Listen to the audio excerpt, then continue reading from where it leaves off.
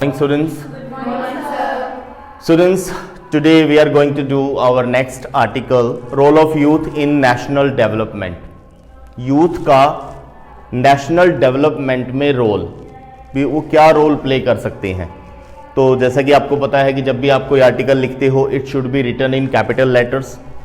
Your title should be 3 to 8 words, 3 से 8 शब्दों में लिखा होना चाहिए। एंड नेक्स्ट लाइन में आप लिखेंगे बाय, और जो भी इसको लिखने वाला है आर्टिकल को, उसका नेम, जो स्टेटमेंट में नेम दिया होगा वो, अदरवाइज फिर आप ABC लिख सकते हैं। तो शुरू करते हैं।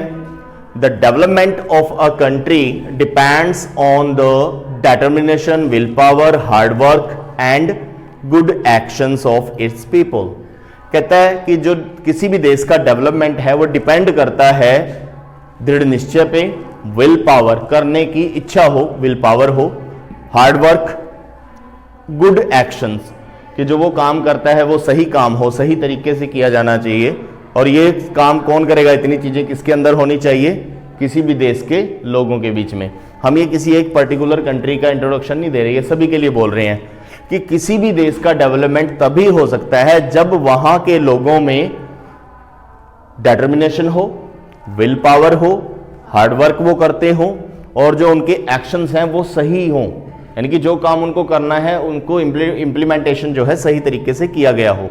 ठीक है, तो दृढ़ निश्चय होना चाहिए, करने की इच्छा होनी चाहिए, मेहनत करने वाले होने चाहिए, और सही तरीके से काम को अगर करें तो उस देश की तरक्की जो है जरूर होती है।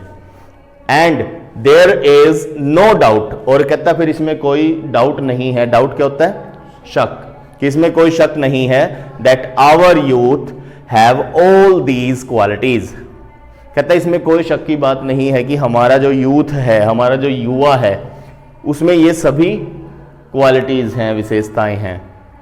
They are the future of a nation, कि जो युवा होते हैं वो एक नेशन के लिए फ्यूचर होते हैं। यानी कि जो युवा है वो बड़े होके कोई लीडर बनता है, कोई डॉक्टर, कोई इंजीनियर, तो हर तरह का जो जिम्मेदारी है वो युवाओं के ऊपर ही आती है, इसलिए उनको नेशन का फ्यूचर कहा गया है।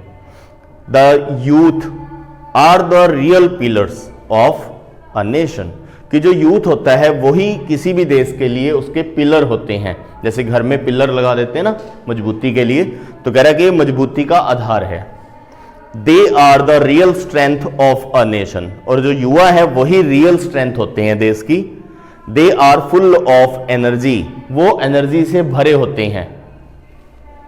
दे have the power to act and observe, उनके अंदर ऑब्जर्व करने के साथ साथ एक्ट करने की भी पावर होती है, यानी कि वो चीज़ों को ध्यान से समझ भी सकते हैं और उसको कर सकते हैं, क्योंकि उनमें बड़ा जोश होता है और पूरा काम वो कर सकते हैं हौसले के साथ। इवन वो चैलेंजेस को भी एक्सेप्ट करते हैं। They are the real builders of a nation, कि बिल्डर्स क्या होता है? बनाने वाला, कि ये जो युवा हैं वो किसी देश को वास्तव तौर पे, रियल तौर पे जो है बना सकते हैं, किसी नेशन के बिल्डर ये होते हैं। They have the power to fight against many social evil such as corruption, terrorism, casteism, exploitation. कहता है कि ये जो युवा होते हैं इनके अंदर पावर होती है, ताकत होती है किस चीज की, कि वो लड़ सकते हैं किसके खिलाफ? अगेंस्ट के खिलाफ। किसके खिलाफ लड़ेंगे वो? Many social evils, social evil के खिलाफ, सामाजिक जो बुराइयां हैं। ठीक है, जैसे करप्शन है, टेररिज्म है, कास्टिज्म है, एक्सप्लॉयटेशंस है, कि हमारे समाज में बहुत तरह की प्रॉब्लम्स है। इसके अलावा चाइल्ड लेबर हम कह सकते हैं, डोरी सिस्टम है, तो बहुत सारी प्रॉब्लम्स हैं। ठीक है, इसके ऊपर एक कॉमन टॉपिक हमने लिखा हुआ है, तो वो तो सभी ने आई होप कि लिखा ही होगा। हैव यू रिटन और नॉट? ओके, लिखा हुआ है, ठीक है, शाबाश। तो दे आर फुल ऑफ आइडोलिज्म, और ये आइडोलिज्म से भरे होते हैं, यानी कि किसी न किसी से वो अच्छे से प्रेरित भी होते हैं, ये प्रेरणा बन सकते हैं लोगों के लिए। They can use their idolism in building a strong nation, कि ये अपने आइडोलिज्म को जो है किसी भी देश को स्ट्रॉन्ग बनाने में, बिल्ड करने में यूज कर सकते हैं।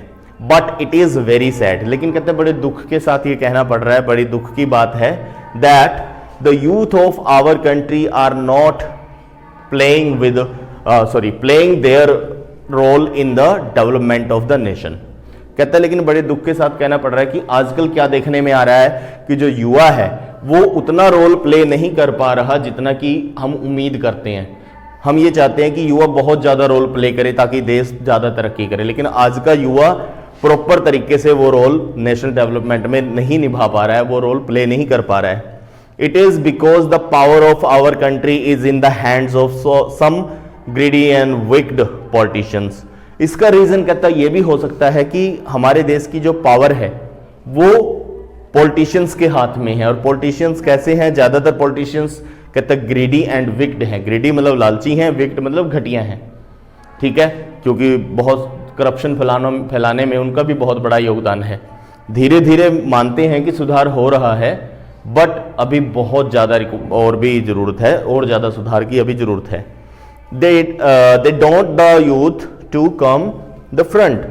वो मतलब क्या करते हैं कि जो यूथ है उसको फ्रंट पे यानी कि आगे सामने आने ही नहीं देते। मान लीजिए युवा अगर पॉलिटिक्स भी ज्वाइन कर लेते हैं तो वहां पे उनको मौका नहीं मिलता आगे आने का, ठीक है। तो इसी वजह से शायद वो नेशन की डेवलपमेंट में उतना योगदान नहीं दे पाते। सेकेंडली ये भी रीजन हो सकता है कि जो हमारा आज का युवा है वो ज़्यादा बर्डन लेना नहीं चाहता, अपनी लाइफ तक सीमित हो गया है। कुछ मिसगाइड भी हो गए हैं, कुछ युवा मिसगाइड हो जाते हैं। आपने देखा होगा स्कूल लेवल पे बच्चे आपस में ग्रुप बनाते हैं, लड़ना शुरू कर देते हैं। कॉलेज में तो बहुत ज़्यादा हो जाता है, ठीक है, ग्रुप्स बन जाते हैं आपस में, किसी छोटी छोटी बातों को लेकर लड़ते रहते हैं। जब वो इन्हीं बातों में इन्वॉल्व हो जाएंगे तो देश के बारे में तो कोई सोचेगा ही नहीं। दैट्स द प्रॉब्लम कि इसकी गाइडेंस तो जो है घर से और स्कूल वगैरह जो भी इंस्टीट्यूट्स हैं वहाँ दी जानी चाहिए। The youth have to realise their duties. तो वही बात आ गई कि जो युवा है उसको रियलाइज करना पड़ेगा अपनी ड्यूटी को। ये नहीं है कि फालतू की लड़ाइयों के चक्कर में अपने आप को बड़ा साबित करने के चक्कर में। अब देखो इतने सारे गेम्स आते हैं, उसमें डेयर के नाम पे कहीं से भी भाई तू तेरे में हिम्मत है तो छत से कूद के दिखा। अब उसमें क्या हिम्मत देखनी है? नीचे गिरेगा, मान लो अच्छे से कूद भी गया तो 4-5 लोगों में नाम हो जाएगा, दैट्स ऑल। असल में तो हड्डी कोई तड़वा लेनी है उसने। तो बेटर इज कि वो रियलाइज करे कि भी देश के लिए मेरी भी कुछ ड्यूटीज हैं। हम सिर्फ राइट्स की बात करते हैं लेकिन ड्यूटीज कोई नहीं पूरा करना चाहता। यही वजह है कि हम लोग थोड़ा पीछे हैं। अगर हमारा युवा जो है रियलाइज करे their duty to the nation, कि देश के लिए मेरा क्या कर्तव्य है, नेशन के लिए, राष्ट्र के लिए मेरी क्या ड्यूटीज बनती हैं, अगर वो रियलाइज करे तो देश और ज्यादा अच्छे से तरक्की करेगा। तो क्या करना पड़ेगा? युवाओं को रियलाइज करना पड़ेगा अपनी ड्यूटीज को। They should work hard for the nation के लिए उनको वर्क हार्ड करना पड़ेगा। अब क्या टारगेट रखा हुआ है कि अच्छे से पढ़ लिख के जॉब की तरफ भागते हैं। अब गवर्नमेंट जॉब तो सभी को मिल नहीं सकती क्योंकि हमारी पॉपुलेशन ही बहुत ज़्यादा है। तो साथ में कुछ ना कुछ ऐसा काम भी करना पड़ेगा कि जिससे हम नौकरी मांगे ना बल्कि कुछ लोगों को नौकरी दे दें। जैसे वर्कशॉप खोल ली, अब वर्कशॉप में अकेला बंदा तो काम करने से रहा, उसको नीचे वर्कर चाहिए। अब डिपेंड करता है वर्कशॉप कितनी बड़ी है। छोटी से छोटी वर्कशॉप में भी 2-4 बंदे की जरूरत तो रहती ही है। तो अगर हम कुछ सेल्फ मतलब जैसे आजकल चल भी रहा है आत्मनिर्भर भारत, सुनने में आ रहा है ना, आप टीवी पे देखते हो, तो उसके लिए हम लोग क्या कर सकते हैं कि कोई ऐसा काम करें कि हमें तो रोजगार मिले ही मिले, साथ में हम 2-4 लोगों को और रोजगार दे सकें। तो कितना अच्छा हो जाए। जो अनएम्प्लॉयमेंट है वो अगर कम हो गई, आजकल सबसे बड़ी प्रॉब्लम अनएम्प्लॉयमेंट है, वो आर्टिकल हम कर चुके हैं, ठीक है। तो वो सबसे बड़ी प्रॉब्लम आजकल जो चल रही है अनएम्प्लॉयमेंट की, उसको जब दूर करेंगे तो जाहिर सी बात है हमारा फोकस फिर नेशन बिल्डिंग पे आएगा कि देश को कैसे बनाना है। Only then they can play a great role in the development of the nation. तभी कहता जो युवा है अगर उनको मौके दिए गए, अगर उन्होंने अपनी जिम्मेदारी को रियलाइज कर लिया और मेहनत की उसके लिए, तो फिर हमारा देश जो है तरक्की कर सकता है और जो युवा है अपना एक बड़ा रोल प्ले कर सकते हैं देश की डेवलपमेंट में। तो ठीक है स्टूडेंट्स, तो ये था आपका article role of youth in national development.